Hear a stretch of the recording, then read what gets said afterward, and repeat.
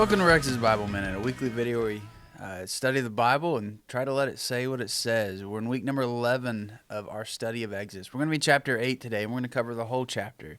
By point of recap, as always, the whole point of the book of Exodus, and specifically this story that we're looking at, it's all about God acting on behalf of his people, that he is the undisputed ruler of the universe, and that there's nothing and no one that can oppose him. And the point of the book of Exodus is him announcing that. It's showing how much he cares for his people and the terrifyingly ways he proves that through acting on their behalf. As always, each one of these studies is meant to be looked at with the understanding that you've watched the ones that came before. Otherwise, we'd be here for a really long time every single week, making sure we look at the context, because we want the Bible to say what it says, not what we think it says. So, all that being said, let's go ahead and read today's chapter, and we'll break it down. So starting in verse 1, it says, "Then the Lord said to Moses, 'Go to Pharaoh and say to him, Thus says the Lord, let my people go so that they may serve me. If you refuse to let them go, I will plague your whole nation with frogs. The Nile shall swarm with frogs. They shall come into your palace, into your bedchamber and your bed, into the houses of your officials and of your people, and into your ovens and kneading bowls. The fred shall come up on you, and on your people, and on all your officials.'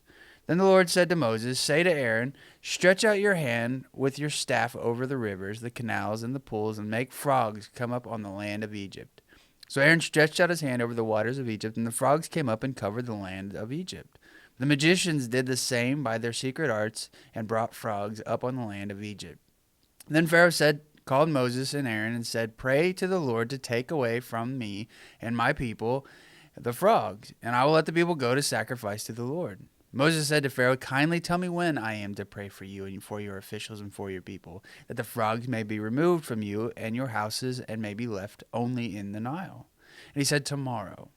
Moses said, 'As you say, so that you may know that there is no one like the Lord our God, the frogs shall leave you and your houses and your officials and your people. There shall be left only in the Nile.' Then Moses and Aaron went out from Pharaoh, and Moses cried out to the Lord concerning the frogs that he had brought upon Pharaoh. And the Lord did as Moses requested. The frogs died in the houses, the courtyards, and the fields. And they gathered them together in heaps, and the land stank. But when Pharaoh saw that there was a respite, he hardened his heart and would not listen to them, just as the Lord had said. Then the Lord said to Moses, 'Say to Aaron, stretch out your staff and strike the dust of the earth so that it may become gnats throughout the whole land of Egypt.' And they did so. Aaron stretched out his hand and his staff with his staff and struck the dust of the earth, and gnats came on humans and animals alike. All the dust of the earth turned into gnats throughout the whole land of Egypt. The magicians tried to produce gnats by their secret arts, but they could not. There were gnats on both human and animals, and the magicians said to Pharaoh, 'This is the finger of God.' But Pharaoh's heart was hardened, and he would not listen to them, just as the Lord had said. Then the Lord said to Moses, 'Rise early in the morning, present yourself before Pharaoh as he goes out to the water, and say to him, Thus says the Lord, let my people go, so that they may serve me. Because if you will not let my people go, I will send swarms of flies on you, your officials, and your people, and into your houses. The houses of the Egyptians shall be filled with swarms of flies, as will the land where they live. But on that day I will set apart the land of Goshen, where my people live, so that no swarms of flies shall be there, that you may know that I am the Lord, that I, the Lord, am in this land. Thus I will make a distinction between my people and your people. This sign shall appear tomorrow.' The Lord did so, and great swarms of flies came into the house of Pharaoh and into his officials' houses, and in all the land of Egypt was ruined because of the flies. Then Pharaoh summoned Moses and Aaron and said, 'Go, sacrifice to your God within the land.' But Moses said, 'It would not be right to do so, for the sacrifices that we offer to the Lord our God are offensive to the Egyptians. If we offer in the sight of the Egyptians sacrifices that are offensive to them, they will not stone us, will they? We must go a 3 days' journey into the wilderness and sacrifice to the Lord our God as he commands us.' And so Pharaoh said, 'I will let you go to sacrifice to the Lord your God in the wilderness, provided you do not go very far. Pray for me.' Then Moses said, 'As soon as I leave you, I will pray to the Lord that the swarms of flies may depart tomorrow from Pharaoh and from his officials and from his people. Only do not let Pharaoh again deal falsely by not letting the people go to sacrifice to the Lord.' And so Moses went out from Pharaoh and prayed to the Lord, and the Lord did as Moses asked. He removed the swarms of flies from Pharaoh and from his officials and from his people. Not one remained. But Pharaoh hardened his heart this time also and would not let the people go. So, there's a lot we just read, but really we just see a few things happen. And it's kind of the same pattern every single time. Moses asks, Pharaoh says no, God shows up, shows off, proves that he is who he is and that he can't be stopped. Pharaoh agrees, Pharaoh changes his mind, next plague. Cycle repeats, right? That's what we're looking at with all of these. Again, if you didn't watch last week's, just a reminder that there are 4 ways to view these plagues. One is a myth created just to teach the lesson about God. We reject that one. The second one is that these are just natural events that happened. It was a sequential thing. Like, you had a disaster because of a bioalgae or something, turned the rivers red, and then, that caused the fish to die or caused the frogs to leave, which caused the gnats, which caused the flies, which caused the disease, which caused the blah, blah, blah, blah, blah, right? We reject that too.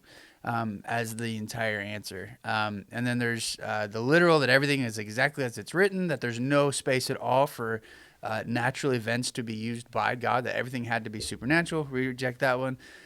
We're looking at this through the lens of understanding that God can use the natural resources, the natural world, to communicate his messages. So it's a hybrid approach, that every one of these is absolutely a miracle, but we're not putting our head in the sand to believe that God wouldn't use things like a bioalgae or a flagellate or something like that to cause these things to happen. That God absolutely can use the natural world he created to perform miracles. So we're looking at these through that lens, that we're not too focused on whether or not they're super literal, they happen exactly like this, or whether it was just a natural thing. Like we're just trusting that God is the one doing the acting here. That's what we're focusing on, that God is announcing himself on the world stage in a massive way, and he is showing that there are no gods in Egypt.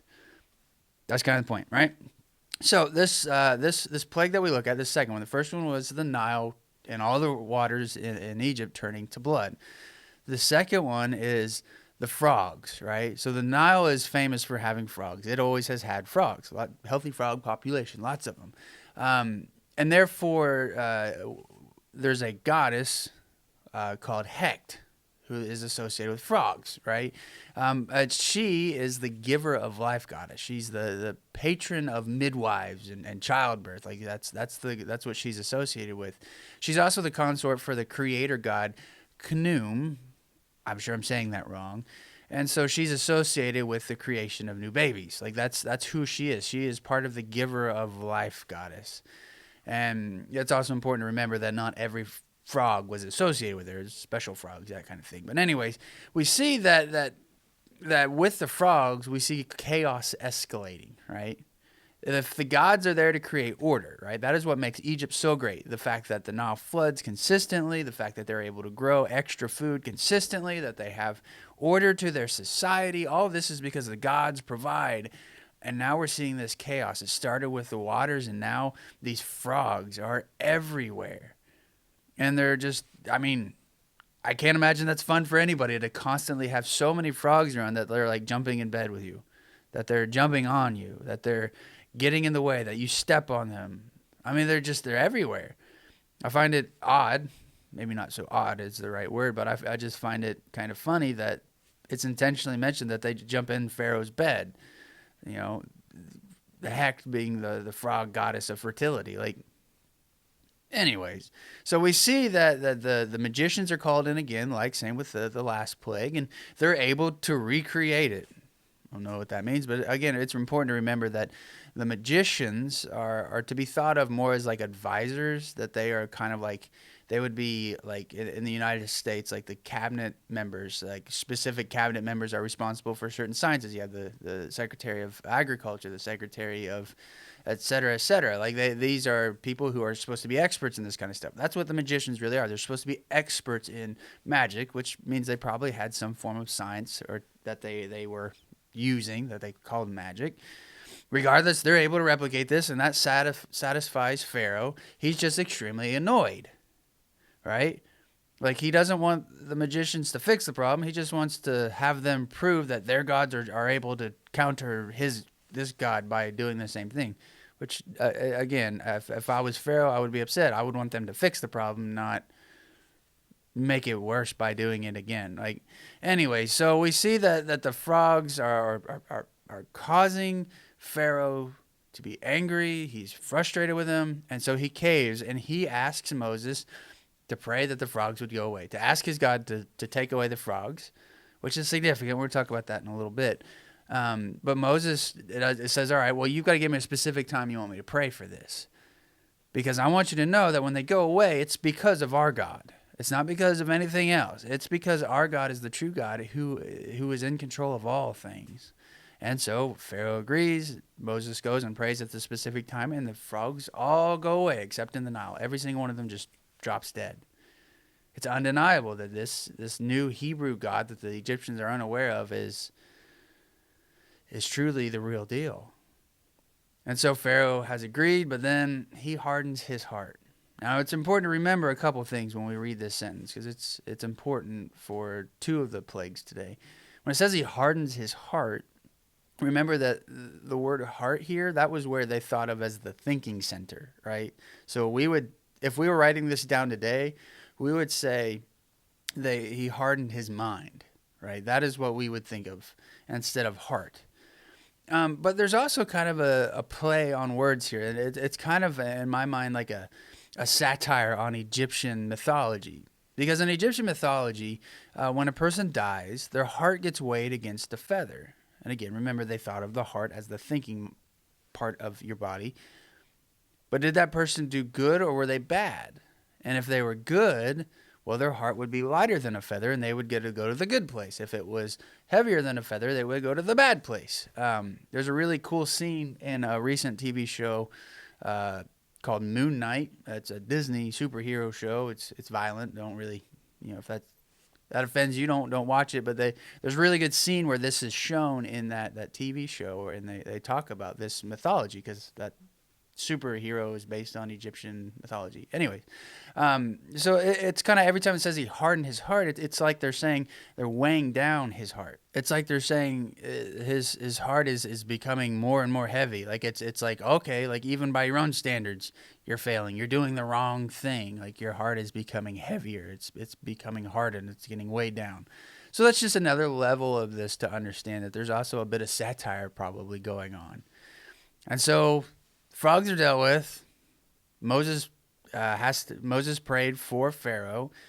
Pharaoh backed out. Pharaoh didn't agree, keep his end of the bargain. And so God has them unleash the plague of gnats. And all the dust of the land becomes gnats. And this is my skin starts to itch just thinking about this. This would be so annoying to have gnats everywhere. I get bothered when there's one that gets into my house, let alone having millions and probably billions of them just everywhere throughout the whole land. There's no escaping from them. That would absolutely be a plague. And the Egyptian god that lines up best with this would be the god Geb. Geb is his name, and he is the god of the earth, the god of dust. And he played a crucial role in the Egyptian creation account, but he is the god who owns the earth. So this would be an attack on him. But this plague, it gets very little space in the account. Like there's not a lot said about it, but it's really one of the more significant ones because it's the one that the magicians are unable to replicate. And it's this plague that makes them tell Pharaoh that this is truly the finger of God. And that's really significant because what this is them saying that their land, their country is under divine attack. It's an official statement by Pharaoh's advisors. Like if it's their job to deal with all things divine, this is them saying, yeah, we're under divine attack. Like this is real. We need to deal with this. We need to take this seriously. This is the finger of God. I mean, this is something that it's used in Egyptian mythology to talk about, if the finger of the god Seth. It's famous because it damaged the god Horus, or the finger of Thoth. It was what stopped the evil Apophis. This is the way they talked about when gods act, by the finger of God. And we see that carried on throughout the Bible, which would make sense because the Canaanites have an Egyptian influence. They lived under their oppression for 400 years, and they're a dominant superpower. I mean, nations that are next to each other influence each other, let alone nations that own another nation influences it. And so we see things like on the Ten Commandments, they're written by the finger of God. I mean, Jesus uses this language. It carries on. But it's an official declaration that, yeah, we're under divine attack by Pharaoh's advisors, and yet he still ignores it. Says, "Meh, no, I'm not dealing with them. I'm not giving them what they want." And then we get to the next one. The flies. Oh, the flies. Would be even worse than the gnats. Just to have millions and billions of flies everywhere. Now, this is an attack most likely on the god Khepri, or Khepri. Khepri was the Egyptian god of creation. More specifically, his big thing is he's the one that causes the sun to rise. So he's the god of rebirth. But he's always pictured with a fly's head or a scarab's head. So maybe it doesn't line up. I think it kind of does. But either way, it's the point is it's another deity who is being attacked with something that he is associated with. This is also significant, too, because we see separation happen here. Now, sometimes we think that all the plagues were just on the Egyptians, but up to this point, the Israelites had experienced these plagues as well. They experienced the gnats, they experienced the frogs, and they experienced the water turned to blood. They were right there along with it. But here is when God starts separating the Israelites from the Egyptians when it comes to the plagues. The Israelites are spared, but the Egyptians have to suffer. And so we see that the Israelites, they don't have the plagues, and that the flies, they are destroying the land, but the Israelites' land is fine. It doesn't get destroyed. It doesn't get eaten up by these bugs.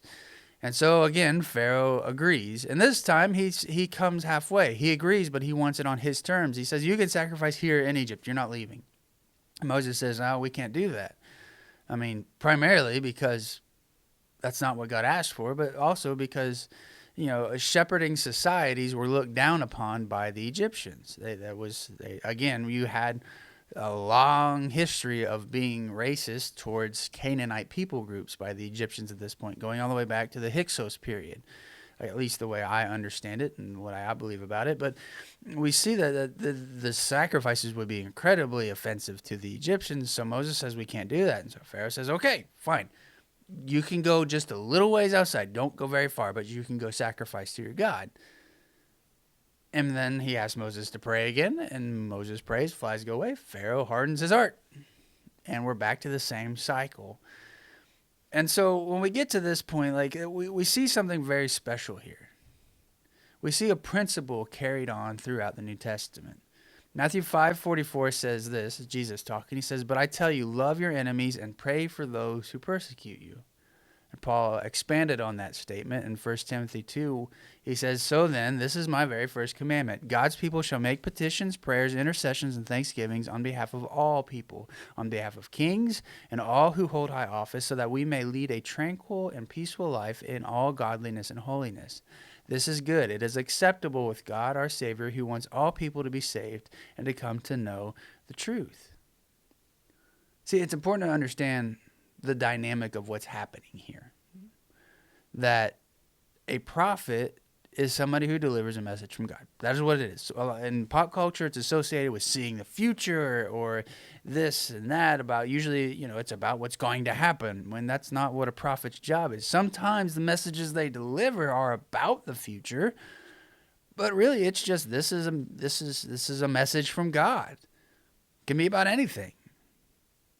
And so you have in this situation with Pharaoh, you have Pharaoh in his court. Moses doesn't have access to it. He doesn't know the discussions that are happening. He doesn't know the decisions that are being made. He doesn't have access to that.